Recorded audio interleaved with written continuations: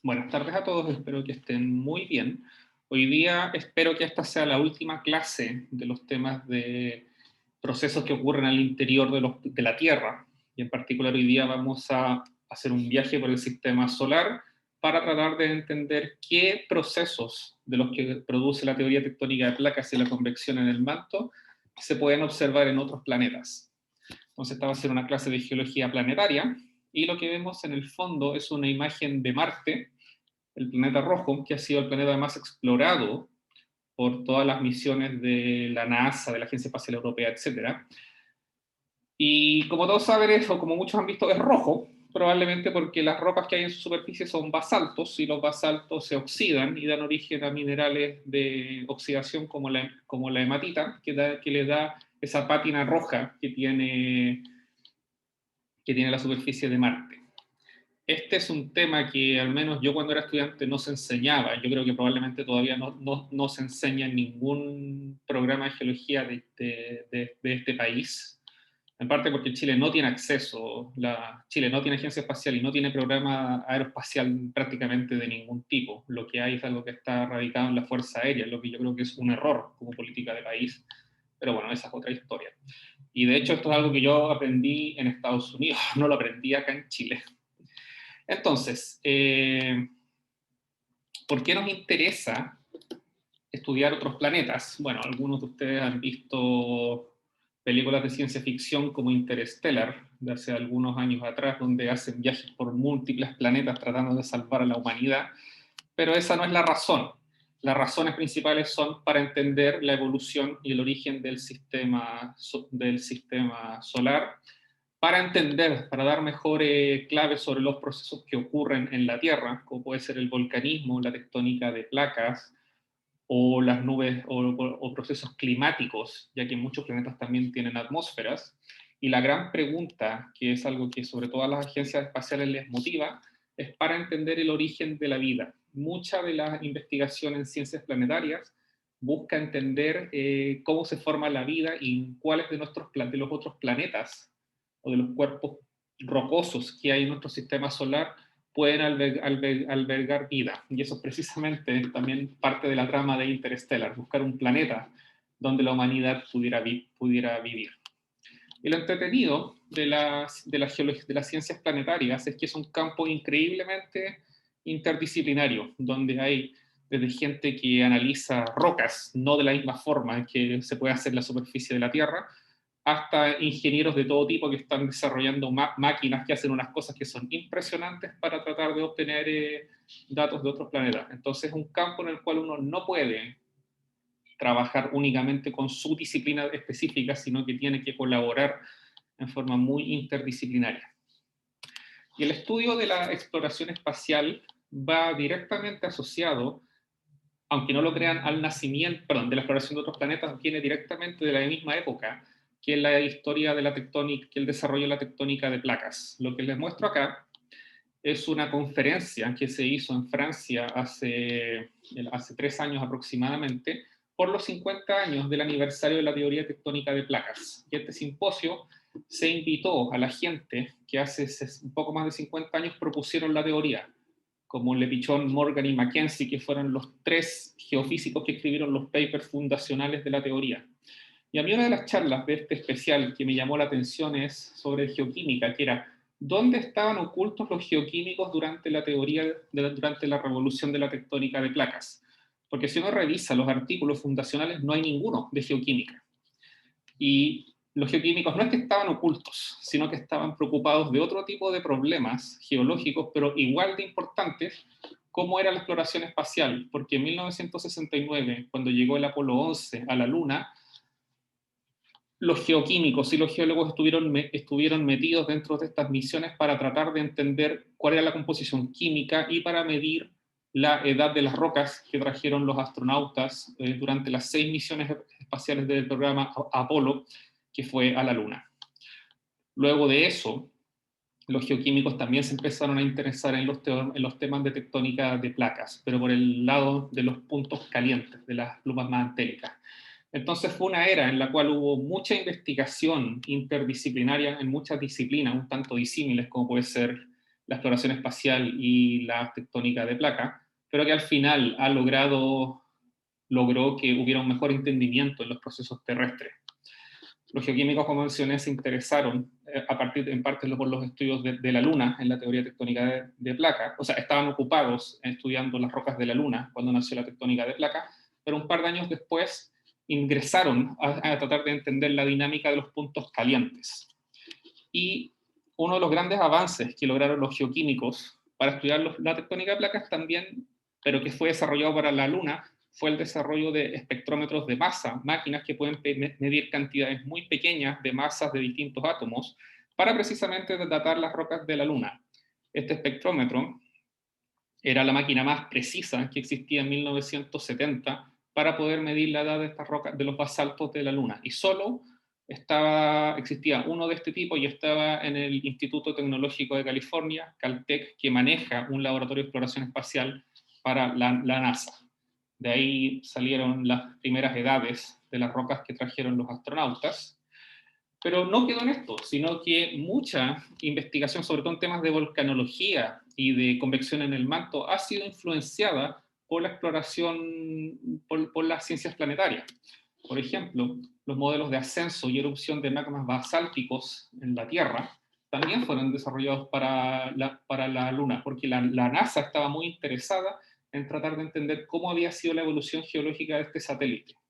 Y de hecho, uno de los libros más utilizados en Ciencias de la Tierra, el libro es más bien geofísico más que geológico, que es el Geodinámica de Turcotte y Schubert, está absolutamente influenciado por los modelos planetarios, porque el segundo autor, Gerald Schubert, es un cientista planetario, ya tiene como 85 años, pero mucha de esta teoría de cómo funciona la Tierra viene también de la exploración espacial. Y parte de eso también es porque cuando los astronautas de la misión Apolo estaban entrenando para ir a la Luna, fueron a hacer un entrenamiento geológico tan básico como, por ejemplo, ir a reconocer rocas volcánicas de diverso tipo en Islandia. Acá muestra esta plaquita los nombres de los astronautas que fueron a este entrenamiento, que fue durante 2 veces en los años 60. Y vemos por qué Islandia. Bueno, porque Islandia es un lugar bastante alienígena. Es increíblemente, o sea, lejos de las costas, es un lugar increíblemente rocoso, con un clima bastante brutal, helado, desolado, y es uno de los lugares de la Tierra que más asemeja lo que en ese momento pensaban en la NASA que podía ser la Luna. Entonces, estos entrenamientos incluyeron sesiones principalmente de reconocimiento de rocas y minerales que fueron utilizadas para el muestreo que hicieron las 6 misiones Apolo en entre el año 69 y el 74 o 5, si no me equivoco. Ahora, si Neil Armstrong usó una lupa para ver un cristal de olivino en una muestra de la Luna, eso no lo sé. Ahora, entonces, ¿cómo trabajamos estudiando los satélites, perdón, los planetas, otros objetos que están tan lejos de la Tierra? Bueno, la herramienta principal son satélites, y esta es una foto en la que salgo yo hace 4 años en el JPL, el Laboratorio de Propulsión a Chorro de la NASA. Ahí realicé parte de mi doctorado estudiando erupciones en la Tierra, no en otros planetas. Y lo que muestra es una cantidad enorme de satélites y de misiones que se han mandado a distintos cuerpos planetarios de nuestro planeta. Principalmente, la mayor parte, bueno, acá muestran algunas, son obviamente en la Tierra, porque la Tierra es donde estamos y a la NASA le interesa saber dónde está todo lo que pasa en nuestro planeta, en particular en temas de cambio climático al día de hoy. Pero también han mandado misiones a prácticamente todos los cuerpos planetarios que hay en nuestro sistema solar. La NASA no es la única agencia, es la más famosa. Bueno, Estados Unidos es el país que tiene uno de los presupuestos, probablemente el presupuesto más grande en exploración espacial. Pero también hay un montón de agencias espaciales de otros lados del mundo que también realizan exploración de otros planetas. Y entre ellas hay que destacar CNES, que es la Agencia Espacial de Francia, la más grande de Europa, ASI, la Agencia Espacial de Italia, DLR, la de Alemania, y la ESA, que es la Agencia Espacial de la Comunidad Europea, el grueso cuyo presupuesto viene de estos 3 países, porque son los que tienen las agencias espaciales más grandes. También hay que destacar JAXA, que es la Agencia Espacial de Japón. Entonces, ¿qué es lo que miden estos satélites para tratar de entender otros planetas, toman, por ejemplo, imágenes ópticas, donde acá en esta imagen vemos topografía, zonas elevadas y zonas bajas, zonas elevadas y zonas bajas. Esto es de la visión Viking de los años 70 de la NASA. Y utilizando estas imágenes y la similitud que tienen las morfologías que uno observa, uno, por ejemplo, lo puede comparar con las fallas que se observan en el Valle del Rift de África, y uno puede inferir por la similitud que esto es un sistema de fallas normales observado, pero en otro planeta. Entonces también utilizamos los principios del uniformitarianismo, que usamos en la geología, donde en el fondo, si vemos cosas similares en otros planetas, es probable que sean los mismos procesos los que las producen. Entonces, desde ese punto de vista, identificar cosas como esta en otros planetas nos permiten responder qué tan únicos son los procesos que dan origen a la actividad geológica en nuestro planeta y, en fin último, a la vida. Porque la geología, como también influye en la distribución de también tiene su efecto en la presencia de vida en la Tierra. Otro tipo de imágenes que se utilizan son imágenes hiperespectrales, donde aquí les dejo un link por si les interesa, donde en el fondo con un instrumento uno puede medir cuánta energía se refleja desde una roca que tiene cristales de plagioclasa, piroxeno u otros minerales. Entonces, pues, esto uno sabe cuánto es la cantidad de energía reflejada para un mineral perfecto, y uno lo puede, si uno realiza esta medición desde un satélite, uno lo puede comparar con estas librerías de minerales, y en base a eso uno puede hacer un mapa, donde acá los colores lo que indican son donde los colores indican distintas concentraciones o proporciones relativas de minerales. Creo que lo verde eran las concentraciones de piroxenos, pero no lo recuerdo en este momento. Y lo que está al fondo es topografía sombreada, es la topografía de Marte, de un sector de Marte. Otro tipo de datos que se utilizan son las imágenes termales, que sencillamente lo único que hacen es medir temperatura. Podemos pensar que si hay un volcán, la imagen va a dar una temperatura más alta, es eso lo que miden, no es más sofisticado. O sea, el principio básico es ese. Obviamente una cosa distinta es poner esto dentro de un aparato que está a millones de kilómetros de distancia de la Tierra, en este caso orbitando el satélite Io, que es un satélite que tiene en Júpiter, que tiene muchísimos volcanes, donde los colores más blancos y rojos muestran más altas temperaturas, y en este caso es por la presencia de volcanes activos. Otra herramienta que se usa mucho es la topografía, la misma que les mandé en la tarea, porque la presencia de zonas elevadas o zonas deprimidas, por analogía con la Tierra, se puede utilizar para inferir la presencia de plumas mantélicas o de sistemas de subducción o rift extensionales como los que hay en la Tierra. Y vemos que en verdad ninguno, estos son todos mapas topográficos saturados a distintas escalas, y vemos que en verdad ninguno de los objetos que se muestran acá tienen la misma distribución de masa que tiene la Tierra. Mercurio es muy elevado, desconozco los motivos. Venus es una zona, en general son zonas bastante deprimidas, mientras que tiene algunas zonas más altas que podrían ser evidencia de plumas mantélicas, por la simple razón de que en la Tierra, donde uno tiene una pluma, como en la zona de Hawái, la superficie del fondo oceánico está levantada varios kilómetros respecto al resto del fondo oceánico. Lo mismo que en Marte, donde esta gran zona de elevaciones es la provincia de Tarsis, que se infiere que es una megapluma mantélica. ¿Cómo se mide la topografía? Hay diversas formas, pero una de las más utilizadas es con la técnica de radar de apertura sintética, donde, sin entrar en mayores detalles, un satélite tiene una antena de radar que envía y recibe pulsos de energía. Y el satélite hace varias pasadas, resta las señales que son enviadas entre las dos pasadas, y si hay una diferencia, en este caso de la fase de la señal del radar, esa señal se puede utilizar para construir una topografía. Obviamente hay bastantes conceptos megatécnicos involucrados en esto, como Doppler, range, azimuth, beam, etc. Pero son principios que se han utilizado en la Tierra para realizar este mismo tipo de cosas por décadas. Otras herramientas que se utilizan son las observaciones más bien de tipo geofísico, donde, Por ejemplo, el campo de gravedad es algo que los satélites han podido medir desde los años 60. Y eso está basado en que, si recuerdan los cursos de mecánica, la gravedad depende de la distancia y de la distribución de masa al interior de un cuerpo. Entonces, la órbita del satélite va a variar si es que la masa del satélite aumenta. Por ejemplo, en zonas donde hay mucha masa, como puede ser en esta zona elevada de Marte, el satélite va a tender a acercarse, mientras que en zonas donde hay menos masa, como acá donde está en azul, el satélite va a tender a alejarse. Y esa información uno la puede utilizar para construir un mapa de gravedad, en este caso se llama gravedad de aire libre, y con eso uno puede determinar un modelo del mojo, del espesor de la corteza para Marte, donde vemos que en las zonas más abombadas, donde está la pluma de Tarsis, el espesor de la corteza puede llegar casi a 100 kilómetros. Estas son probablemente algunas de las observaciones más robustas que se pueden hacer. Y por el lado más geológico, uno obviamente utilizar muestras de rocas. Cuando los astronautas de las misiones Apolo fueron a la Luna, una de sus misiones principales era traer rocas.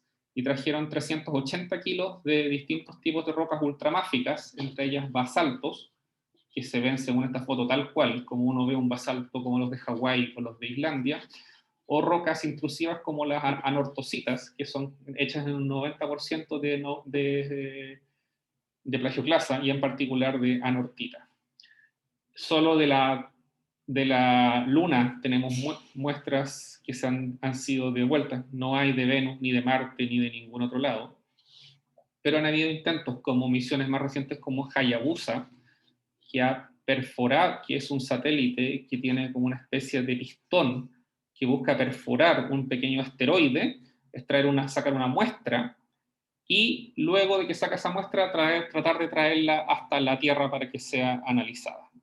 Entonces hay una gran cantidad de datos que se utilizan para entender otros planetas, que son básicamente utilizando los mismos principios con lo que se estudiarían procesos similares en la Tierra, solo que obviamente por estar trabajando en cosas que están tan lejos, se requiere una tecnología que es muchísimo más sofisticada que la que se utiliza para estudiar cosas, como para estudiar cosas en la Tierra.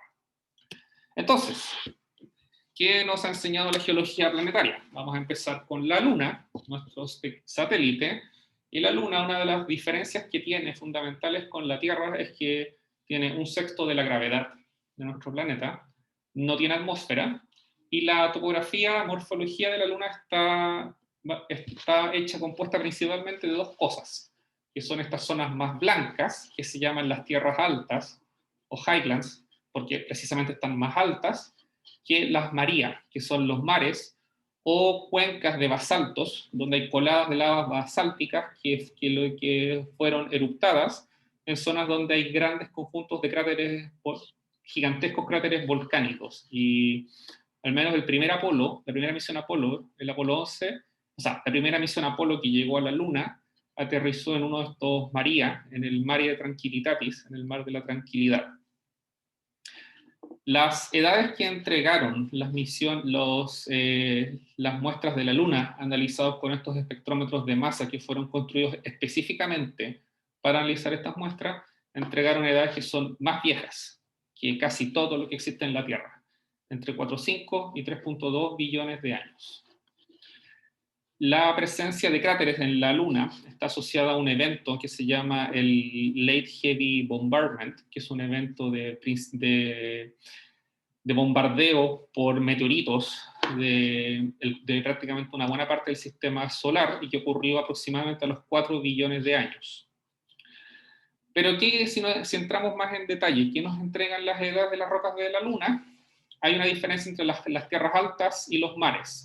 En las tierras altas, el color blanco está dado principalmente por la presencia de anortosita, de esta roca yen que es puro feldespato plagioclasa, anortita, y tienen edades más viejas, casi 600 edades más viejas que las que entregan los mares, los campos de basaltos que cubren el 16% de la Luna. Estas abarcan básicamente las de las tierras altas desde la formación de la Luna hasta 700 millones de años posteriores, mientras que las edades de los mares abarcan desde los 3,9 a los 3,2 billones de años.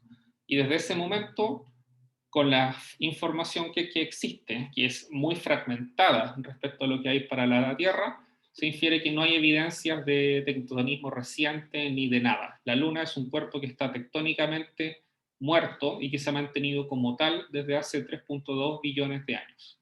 Obviamente hay una cierta incerteza porque los Apolos no pudieron muestrear toda la Luna, por razones evidentes. Entonces quizás puede haber que en alguna otra zona hayan rocas volcánicas, basaltos más jóvenes, pero al menos esos no fueron muestreados, así que tenemos que trabajar con la información que disponemos. ¿Cómo son las rocas de la Luna? Estos son algunos ejemplos de los 380 kilos de muestra. Son anortositas, rocas principalmente blancas de puro feldespato plagioclasa. Hay brechas volcánicas, hay brechas que están formadas, que fueron reconocidas en las zonas donde hay cráteres de impacto, donde en el fondo estos clastos lo que indican son pedazos de la superficie de la Luna que después fueron litificados en estas brechas de impacto. Pero lo principal que, bueno, este es otro ejemplo de una brecha donde se ven bastante bien los clastos y los cristales de plagioclasa más pequeños, pero lo principal que trajeron los Apolo son estos basaltos de los mares. Y esto es un basalto negro, o sea, bueno, es gris por la foto, no se ve muy distinto a lo que se observa en un basalto hawaiano, por ejemplo, o en uno del volcán Yaima del sur o del Villarrica, del sur de Chile. Y cuando uno lo ve en una sección en un corte transparente, que es algo que se hace más adelante en los cursos de mineralogía, uno ve los mismos cristales que en un basalto terrestre, plagioclasa y olivino. Así que las muestras en ese sentido no son muy distintas a las de la Tierra. En otras zonas de la Luna hay muestras de basaltos que tienen composiciones químicas que son bien distintas, se llaman CRIP porque son muy ricas en potasio, en tierras raras y en fósforo, pero esa es una característica específica de la Luna. Al menos en lo que es una muestra de mano, no se ven muy distintas. Y por este lado del mundo no hay muestras de la Luna, así que lo más fácil, si alguno de ustedes quiere ver una de estas, es una vez que se acabe la pandemia, viajar a Estados Unidos e ir, por ejemplo, al Museo de Historia Natural de la Ciudad de Nueva York o al Museo de Historia Natural del Instituto Smithsoniano en Washington, donde hay muestras lunares en exhibición para el público general. Entonces, ¿cómo se infiere que ha evolucionado la Luna? Básicamente por los procesos de cristalización fraccionada. La presencia de las anortositas en las tierras altas nos indica que el grueso de la corteza es de composición anortítica y hay modelos geoquímicos que sugieren que esta anortosita es un residuo por cristalización fraccionada desde un océano de magma en el cual las primeras fases cristalinas como el piroxeno y el olivino cristalizaron, fueron fraccionadas, separadas de este océano de magma, se empezaron a acumular en el techo, en la parte superior de este océano y eventualmente cristalizaron, dando origen a esta corteza que está enriquecida en anortita. La presencia de los basaltos, ya sean estos basaltos CRIP, se llaman CRIP por K es de potasio, REE es de tierras raras y P es de fósforo, o los basaltos más convencionales de la Luna, se infiere que es por fusión parcial del manto que es rico en rocas, en cumulados de piroxeno, por procesos posteriores.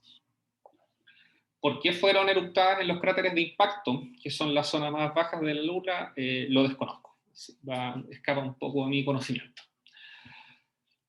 Entonces, bueno, uno puede estar hablando mucho rato de la Luna, pero hay otras cosas que van más allá de la Luna, como los otros planetas, como por ejemplo Venus. Venus tiene prácticamente el mismo tamaño que la Tierra, pero es nuestro gemelo malvado porque es en la práctica un planeta que es invivible.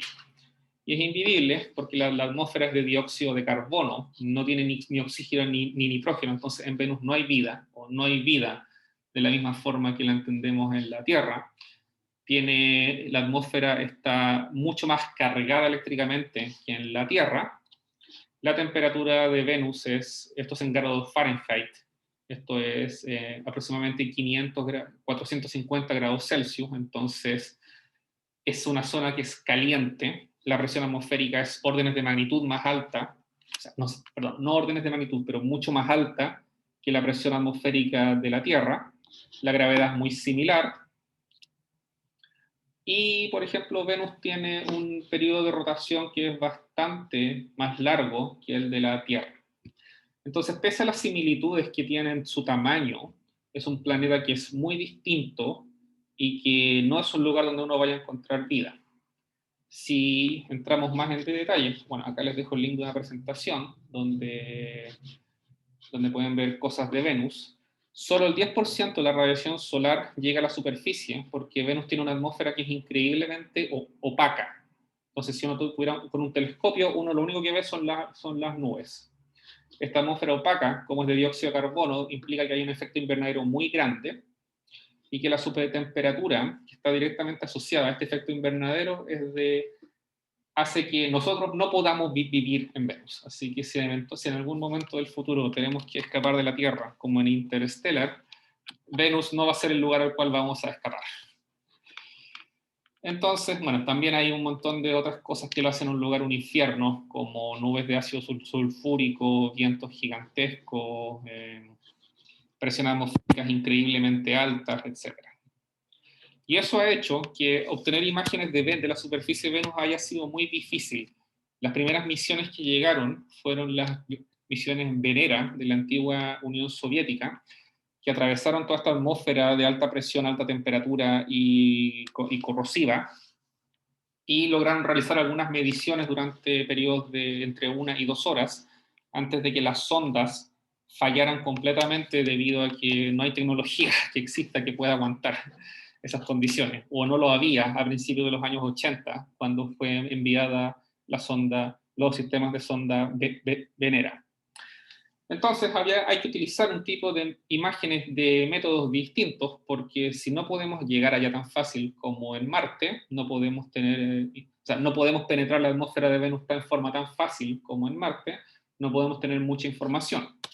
Y para eso se han utilizado estas técnicas de radar de apertura sintética para realizar topografía, modelos de elevación de la Tierra.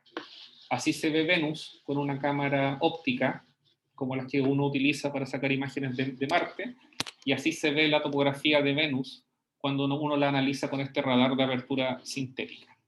Entonces uno empieza a ver que hay más detalle y cosas que parecen cráteres, como pueden ser cráteres de impacto, o estas cosas medias amarillentas que pueden ser como sistemas de fracturas que hay en la superficie de Venus.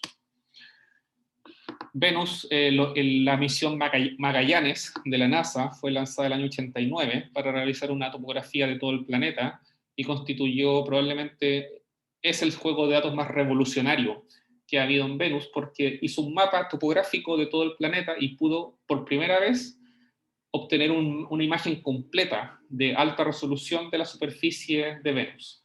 Y lo que reveló principalmente es que Venus está lleno de volcanes, como se observa en este que está acá. Y que si lo ven, no se ve muy distinta la morfología que tiene, por ejemplo, respecto al volcán Lascar, al interior de San Pedro de Atacama, que es el volcán más activo de todo el norte de Chile. También muestra que hay muchos cráteres de impacto en la superficie de Venus. ¿Y qué gracia qué gracia tiene Venus en términos geológicos? Bueno, que los productos volcánicos extrusivos de diverso tipo forman el 80% de la superficie del planeta. Uno ve una variedad gigantesca de cosas, de estructuras volcánicas, algunas con nombres raros como coronae, tesserae, aracnoides, que no tienen mucho análogo con la Tierra, pero uno ve cosas que pueden ser similares. Por ejemplo, estos sistemas de fracturas, estas líneas que se observan acá, que son sistemas de fracturas, que son probablemente diques, estas fracturas con magma, con roca fundida que se abren para dar origen a erupciones volcánicas. Están estos sistemas de fracturas concéntricas, en lo que esto creo que era un coronae, y que podría ser similar a una caldera volcánica como la que hay en Kilauea, en Hawái.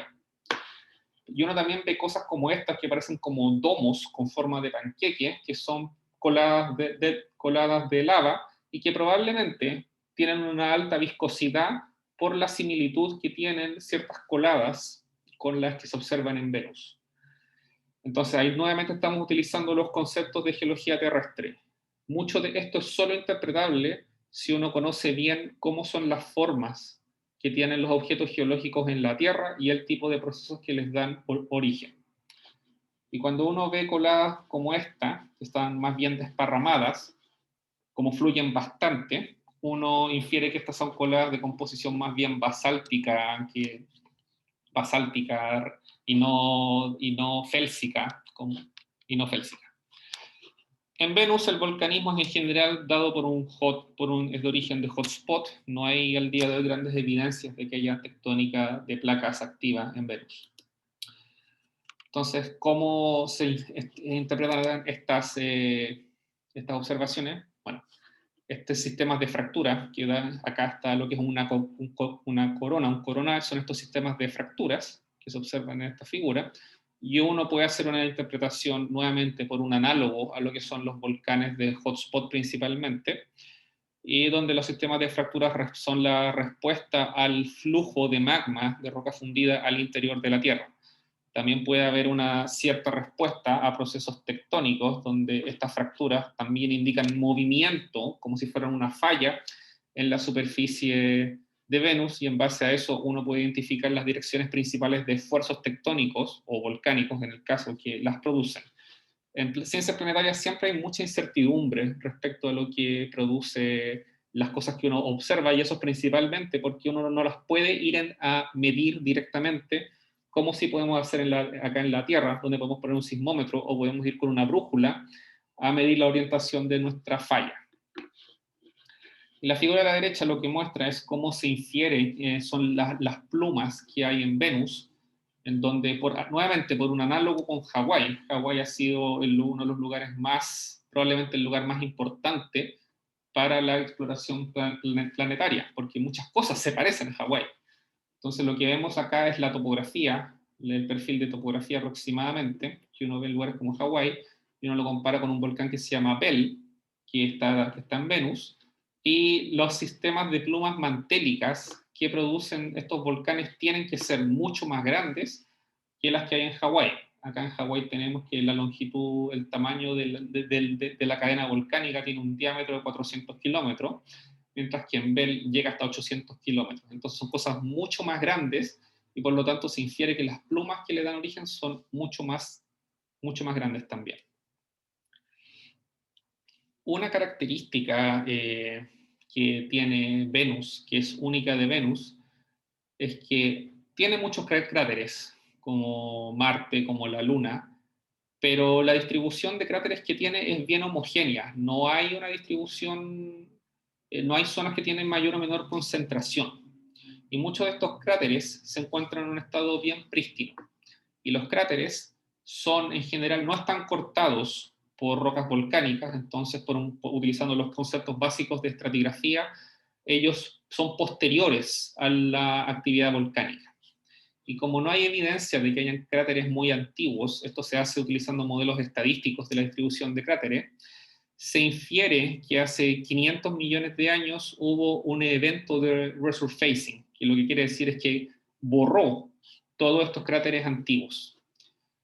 Esto es bien especulativo. Como les decía, acá en planetología siempre hay cosas que uno no puede saber bien, porque no puede ir directamente a medir o a tomar datos. Y este evento de resurfacing, que no sé cómo se traduciría bien, podría ser un borrado de la superficie de la Tierra por procesos borrado de la superficie de Venus por procesos de diverso tipo.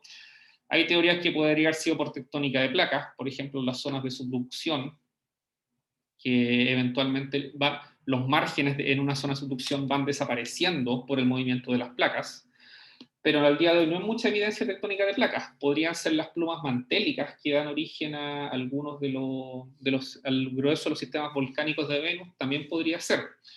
Pero como les decía, es bien especulativo. Así que Venus ha tenido una evolución muy distinta a la de la Tierra.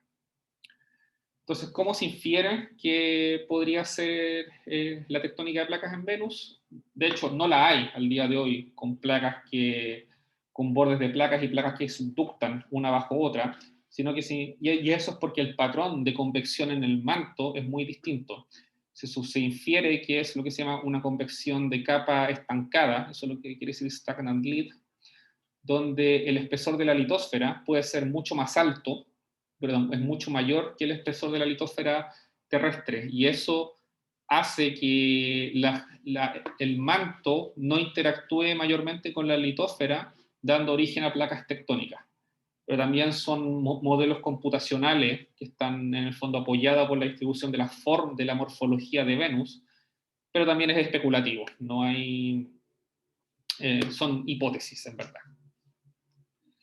Entonces ahora vamos a pasar a Marte, que es el objeto geológico que ha sido más estudiado desde un punto de vista planetario. Y las razones son varias. En Venus no hay ninguna evidencia de que haya vida, al menos como la entendemos en nuestro planeta. Marte es un lugar donde no hay nubes, o no hay nubes de la misma densidad que hay en Venus, entonces es un planeta que se puede ver. Entonces, con telescopios uno puede obtener información y por lo tanto ha habido una idea más a priori de lo que hay en Marte y por lo tanto ha habido, gracias a eso, un mayor financiamiento a misiones de Marte de prácticamente todas las agencias espaciales.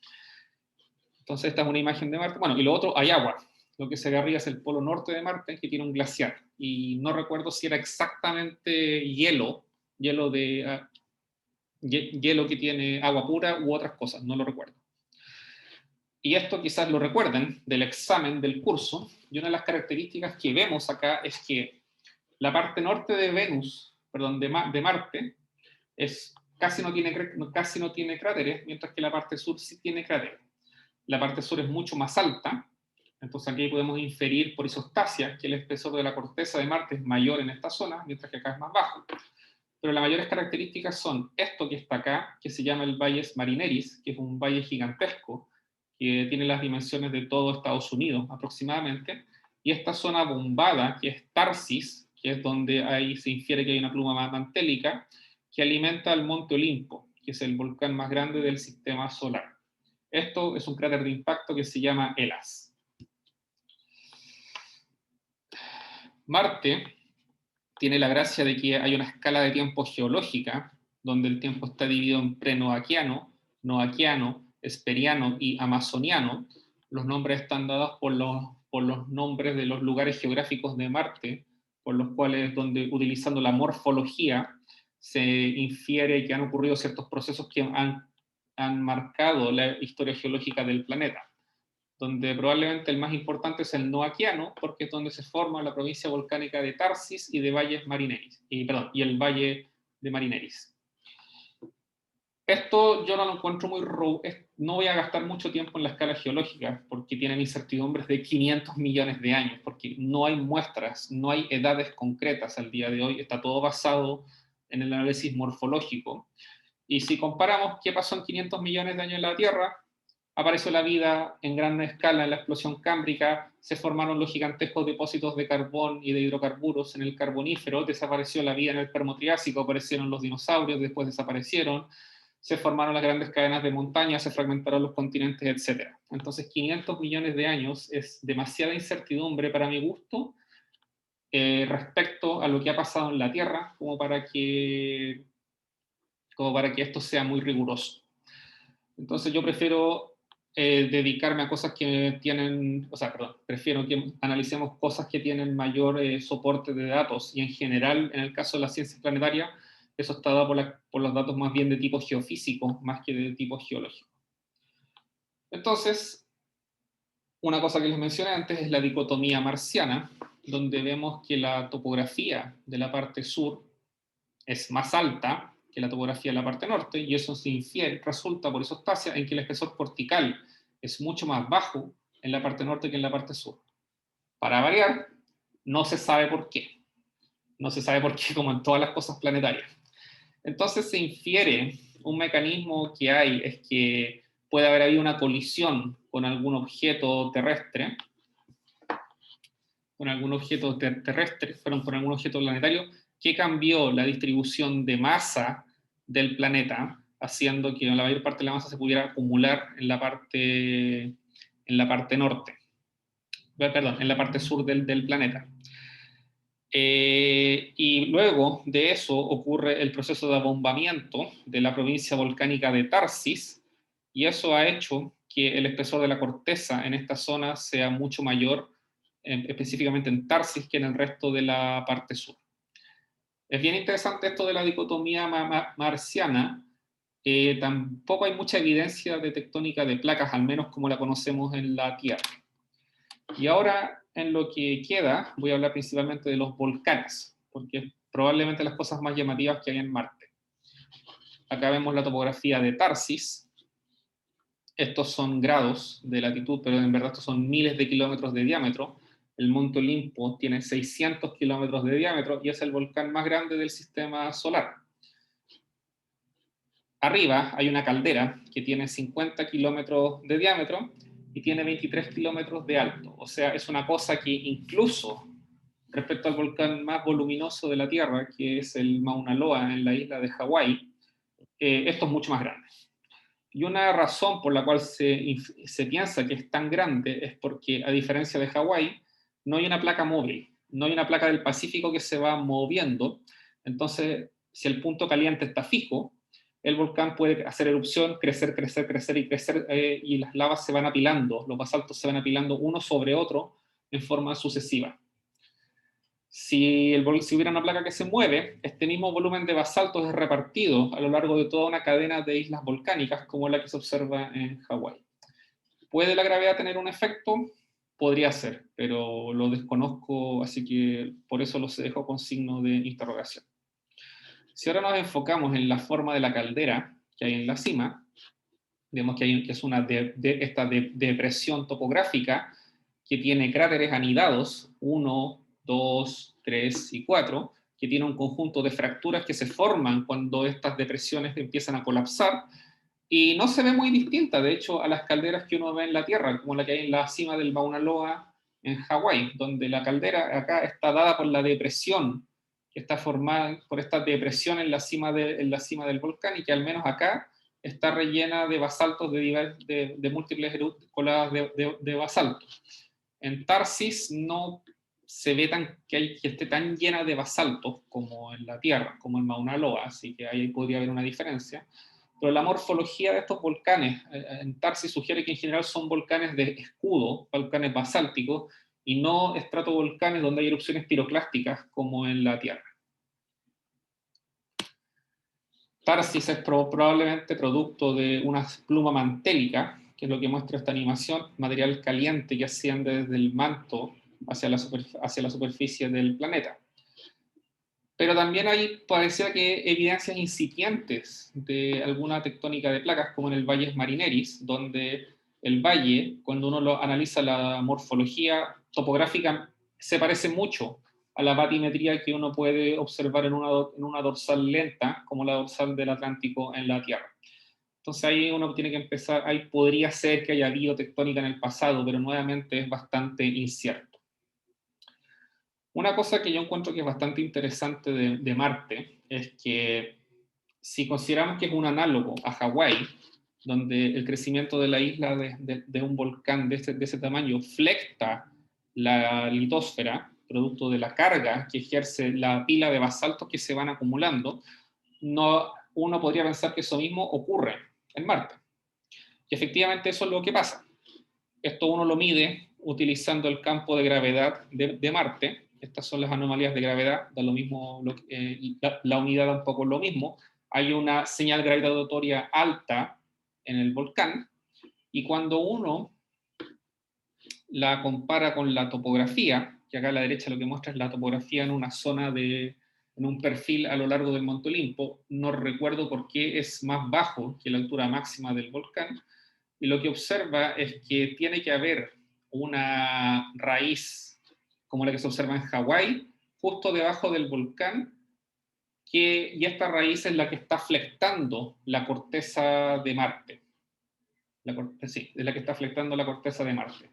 Y lo que se infiere, utilizando estos modelos de gravedad y de topografía, es que la litosfera tiene que ser gruesa para poder soportar toda la carga que ejerce la pila de basaltos que se han acumulado en el Monte Olimpo por la pluma mantélica de Tarsis. Este análisis se puede hacer, es lo mismo que se hace, esto se enseña en detalle en algunos cursos de geofísica, como física de la Tierra, si es que les interesa el tema de la flexura, a nivel desde un punto de vista más numérico. Pero esto se puede hacer para todo el planeta. Y se puede hacer para todo el planeta, y en base a eso uno determina un modelo de espesor de la corteza, donde vimos que la corteza es más gruesa en Tarsis, precisamente por el abombamiento que produce la inyección de rocas volcánicas en esa zona del planeta. Ahora, lo que les quiero mostrar eso han sido algunos de los últimos descubrimientos planetarios en Marte, donde la misión InSight, que es un proyecto de la NASA y de la CNES, es una misión híbrida, logró poner el primer sismómetro sobre un planeta que no sea la Tierra. En el pasado habían habido intentos de las misiones, varias misiones planetarias llevaron sismómetros, pero los sismómetros estaban montados sobre el satélite, perdón, sobre el robot, no sobre la superficie misma. Y la misión InSight tiene la gracia de que... perdón, se me apagó la pantalla. Ahí sí. Tiene la gracia de que fue la primera que pudo instalar este robot, este sismómetro.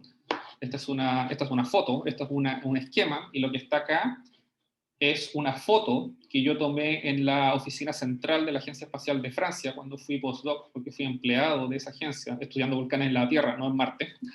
Y esta es una copia, es uno de los 2 sismómetros que se construyeron. Entonces lo tienen en exhibición ahí en Toulouse, en la oficina central de la CNES. El que quedaba en la Tierra es exactamente idéntico al que mandaron a Marte. No hicieron 30, sino que son instrumentos que se hacen, son todos prototipos, se hacen en cantidades mínimas, en este caso 2, se realizan 2 por si uno falla, y se tienen que hacer a mano. Estas no son cosas que que se fabriquen en serie, ni que tengan muchas piezas montadas por un robot, sino que hay mucho trabajo manual de ingeniería de muy alto nivel para poder construir uno de estos instrumentos. ¿Y qué entregó InSight en términos de sismicidad? Hay 2 tipos de terremotos que se han detectado en Marte, se llaman Marsquake, es la palabra en inglés, se podría traducir como Martemoto, donde hay terremotos que ocurren que tienen sismogramas de alta frecuencia, que ocurren en la corteza de Marte. Entonces, donde aquí vemos las trayectorias que siguen para llegar hasta el instrumento, hasta el sismómetro, y hay terremotos de baja frecuencia que ocurren en el manto, y que pareciera que atraviesan zonas de baja velocidad, al igual que las que hay en el manto de la Tierra.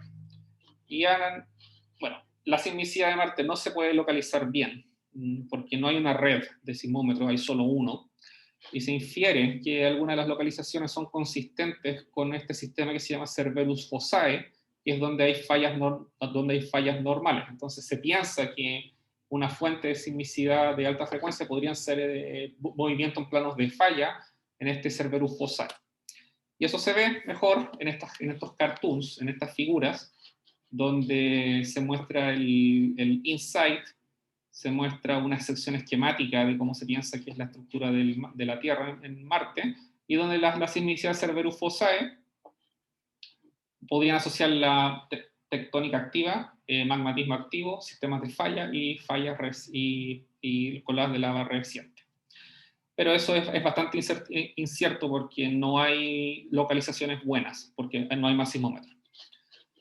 En general, muchas de las cosas espaciales siempre tienen propaganda asociada, y en este caso este es un póster que muestra, hecho por la CNES, por la Agencia Espacial de Francia, la topografía de Marte con el sismómetro, y se pregunta si el corazón de Marte todavía está latiendo. Y si está latiendo es porque hay terremotos.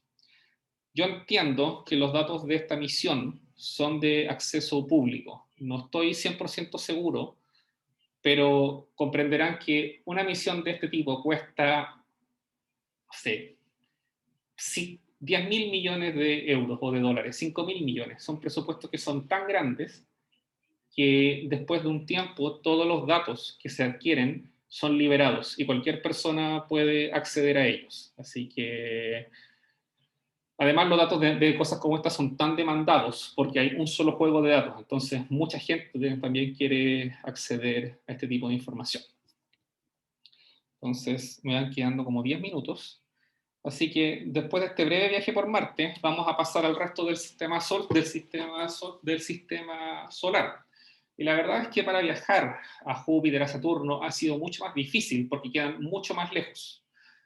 Y la misión, una de las más famosas, es la misión, son el sistema de misión, fueron las dos misiones, los Voyager 1 y 2, que tuvieron la gracia, como muestra esta diapositiva del JPL de la NASA, que fue un logro de un alineado de planetas de una vez en la vida, donde los cálculos de las órbitas de los planetas, utilizando la mecánica lagrangiana, la mecánica orbital, desarrollada por Lagrange, Laplace y todos los matemáticos que ustedes quizás recuerden de plan común, indicaba que en los años 70 era posible que uno de estos satélites, utilizando un acelerado gravitatorio, donde uno envía el satélite hacia un planeta y luego utiliza la aceleración que entrega la gravedad de ese planeta para enviarlo hacia otro planeta, iba a ser posible visitar 4 planetas, los cuatro gigantes gaseosos.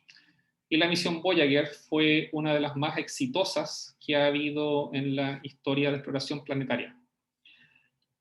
Acá les muestro un esquema de cómo son estas misiones. Este es el Voyager 2. Lo que se observa acá esto es un reactor nuclear, tiene plutonio, y es la fuente de energía del satélite, porque está tan lejos del Sol que ya no puede alimentarse por paneles solares. Así que hay que llamar a nuestros amigos de las agencias de energía atómica para que nos den las pilas que necesitan nuestro satélite.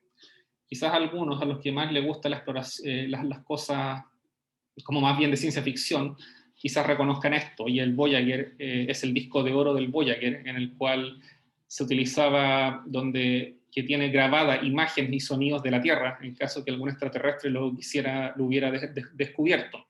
Y lo que muestran todas estas cosas son de la forma más rebuscada posible, pero también, según Carl Sagan, que fue el astrónomo que lo diseñó, utilizando los estados de transición del átomo de hidrógeno como unidad de tiempo y la localización de la Tierra respecto a un conjunto de púlsares, podía darse un conjunto de instrucciones que pudiera orientar a un extraterrestre el cómo utilizar el disco para saber quiénes son las personas que lo habían mandado.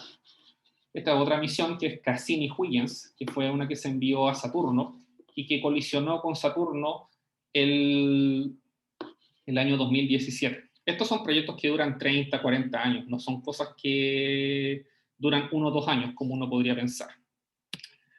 Y el descubrimiento más espectacular de la misión de los Voyager fue en las lunas de Júpiter, donde aquí vemos 3 de las 4 lunas galileanas, en honor a Galileo, que fue quien la descubrió, utilizando un telescopio, un aparato muy poco sofisticado respecto a un satélite con un reactor nuclear a bordo, donde el descubrimiento más importante de toda la exploración planetaria fue esto que se observa acá en el satélite Io. Y esto es una erupción volcánica de un volcán basáltico en Io.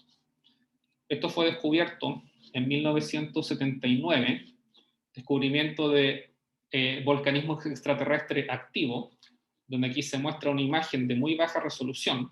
Aquí está una imagen de la misma imagen, pero de más alta resolución, donde vemos una pluma que solo se observa en una parte de Io, de este satélite, y vemos este punto blanco, que es una zona de alta temperatura. Y la interpretación que se dio en ese momento es que esto correspondía a la columna de eruptiva de una erupción, muy similares a las que, perdón, no muy similares, pero que tienen una pluma, tal cual como tienen las erupciones en la Tierra, y esto podría corresponder, por ejemplo, a un lago de lava, a una superficie caliente increíblemente grande en el planeta de Io. Este fue un descubrimiento hecho por Linda Moravito, la astrónoma que se observa, que sale acá en la mitad de la foto, utilizando un conjunto de computadores increíblemente poco sofisticados para lo que existe el día de hoy. O sea, yo creo que un Mac cualquiera es 100 veces más poderoso que cualquiera de estos sistemas, pero se descubrió, y se descubrió nuevamente utilizando la vista, tal cual hacemos los geólogos para ver cosas similares a las que vemos en la Tierra. Y fue tan revolucionario que salió como portada en varias revistas de divulgación y de ciencias y científicas de alto nivel como Scientific American o la National Geographic. ¿Por qué hay volcanismo en Io? Io es un objeto único que tiene la gracia de que el campo de gravedad que produce el resto de los satélites galileanos y la gran masa de Júpiter sobre el satélite ejerce una fuerza de gravedad tan fuerte que produce unas fuerzas de marea iguales que las que produce la Luna sobre la Tierra, gigantescas. Y esas fuerzas de marea, que lo que hacen es alargar, comprimen y relajan la superficie de Io, generan un calor por fricción dentro del planeta. Y este calor hace que funde parte de la corteza de Io, y eso es lo que alimenta todos los volcanes que se observan, como por ejemplo esta pluma descubierta por el Voyager de la NASA, o esta imagen por otro satélite que se llama Juno, donde se observan estos puntos calientes, que son todas erupciones o zonas con basaltos parcialmente fundidos que hay en la superficie de Io. Ahora, ¿cómo es el interior del planeta? Perdón, del satélite, eso es bien incierto. Hay 4 hipótesis. Algunas dicen que, bueno, vemos una estructura con un manto, un núcleo de hierro y una corteza, una litosfera bastante similar a la del resto de los planetas, pero no se sabe si hay una esponja de magma con zonas que tienen cámaras individuales como en la Tierra, o es un océano de magma donde está todo fundido. No se sabe bien. No se sabe también si estas plumas, perdón, los volcanes son alimentados por plumas que vienen desde el manto, desde la parte más somera del manto o desde la parte más profunda del manto. Entonces también hay bastante especulación de cuál es la fuente de estos sistemas magmáticos. Si es por ser un análogo con una zona, hacer un análogo con el volcanismo que se observa en los Andes, la esponja de magma sería el caso más concreto, solo que por la simple razón de que el magma en los volcanes de este lugar del mundo es almacenado en zonas como cámaras individuales, no en un océano, y no vienen del manto como si fuera una pluma mantélica, como se observa en estas figuras. Pero esto nuevamente es bastante especulativo. ¿Cómo vemos las erupciones en Io? Me quedan 3 diapositivas, así que no queda mucho. Sencillamente mirando imágenes. La misión Galileo orbitó Júpiter por como 8 años. Se demoró varios años en llegar a Júpiter, y solo mirando, tomando imágenes y viendo cómo cambiaban las imágenes, uno infiere, hay erupciones volcánicas, como esta que está acá. Uno también, tomando imágenes, uno empieza a ver esta cosa que parece una depresión con un material rojo y negro adentro, y esto parece un lago de lava, y esto es lo que se llama un patera, que son lagos de lava de composición basáltica, similares a los que hay en la Tierra, pero de dimensiones mucho más grandes.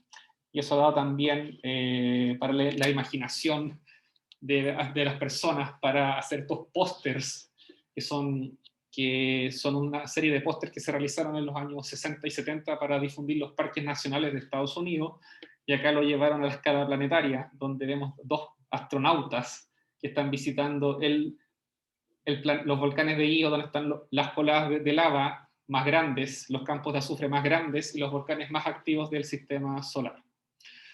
Nuevamente, para entender bien este tipo de actividad, tenemos que utilizar lo que sabemos de los volcanes de la Tierra, y vemos que el Tupan Patera, este volcán con un lago de lava, obviamente guardando las proporciones por las dimensiones, no es muy distinto al lago de lava que estaba dentro del cráter del volcán Nyiragongo en la República Democrática del Congo, el cual está haciendo erupción desde hace 10 días aproximadamente. Este lago de lava mide como 500 metros de diámetro, así que en las fotos no está en escala, y vemos que al enfriarse forman estas costras, el basalto al enfriarse forma estas costras negras, y eso podría ser también lo que pasa en Tupan Patera, donde vemos zonas negras que pueden ser más basaltos parcialmente solidificados, mientras que la parte más fundida podría ser la roja.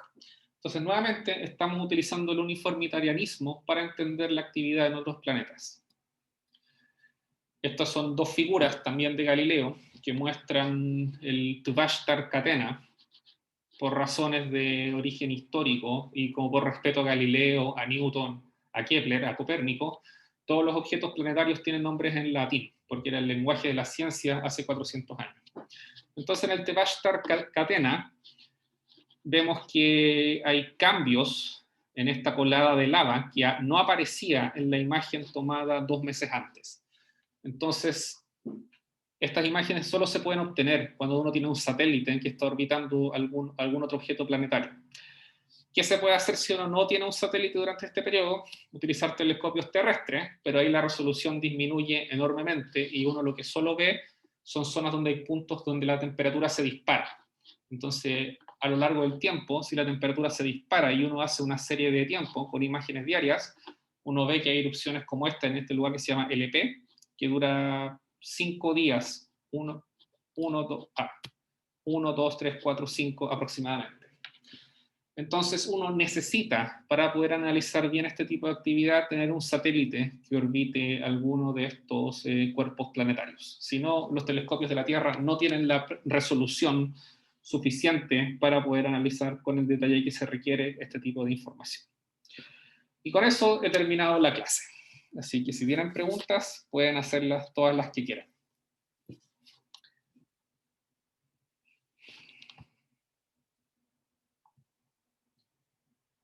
Profe, ¿Sí? finalmente, ¿qué hacen los robots que mandan a Marte? ¿Recolectan roca y hacen los cortes transparentes? No. ¿Y mandan esos datos a la Tierra o tienen un mecanismo distinto para sacar los datos de las rocas? A ver, déjame ver si tengo una foto de algún robot. No, no tengo ninguna foto de un robot. Bueno, ahí yo no soy especialista en los robots de Marte. Lo que los robots de Marte tienen varios instrumentos. Los robots que tienen varios instrumentos, algunos de los típicos son estos espectrómetros. O sea, pueden, como tienen bibliotecas, en lo cual uno sabe la señal que se va a recibir si uno tiene cierto mineral, pueden, comparar, tienen un instrumento, un espectrómetro, para medir la señal que uno recibe al enviarla desde la señal que el sensor envía y que es revuelta por el instrumento, y con eso uno puede estimar la mineralogía que tiene la roca. Pero más que eso, ahí me pillaste con la pregunta porque yo no soy especialista en los robots que mandan a Marte. Así que tendrías que quizás revisar las páginas de la NASA, como por ejemplo esta, y ahí puedes obtener quizás más información. Ya, muchas gracias. También, no, otra cosa que tienen harto, y ahora que tienen cámaras, tienen sensores de temperatura, tienen cámaras ópticas, y con eso uno puede sacar imágenes como esta que se observan de Marte. También tienen instrumentos que uno entierra, por ejemplo, el InSight tiene un termómetro que fue diseñado por la Agencia Espacial Alemana que se entierra y permite medir, por ejemplo, el flujo de calor en el planeta. Pero ese instrumento parece que no funcionó tan bien como el sismómetro francés. Ya, muchas gracias. De nada. Más consultas, preguntas.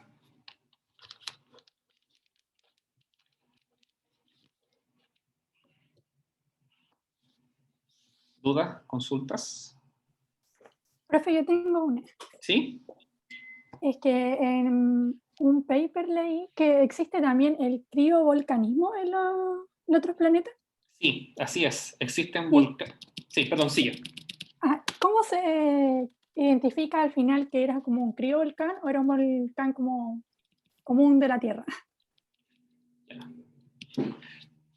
Esos criovolcanes se han observado en las lunas de Saturno y de Júpiter, creo que en la luna que se llama Europa, en el caso de Júpiter, que es esta que está acá, que tiene una serie de fracturas, que utilizando estos espectrómetros y sensores atmosféricos se sabe que la atmósfera y la superficie está hecha de metano y de gases congelados, y también solo mirando imágenes se han visto plumas eruptivas como esta, pero en estos planetas que tienen una superficie congelada.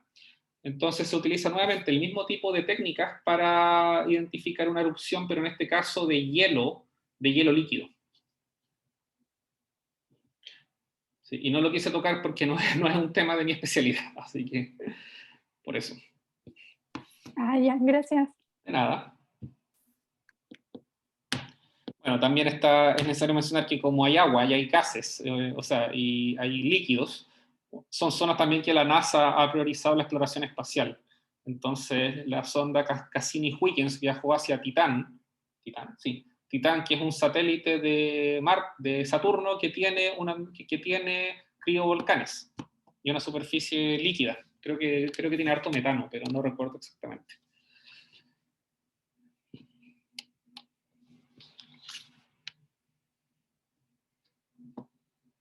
¿Más consultas? ¿Preguntas?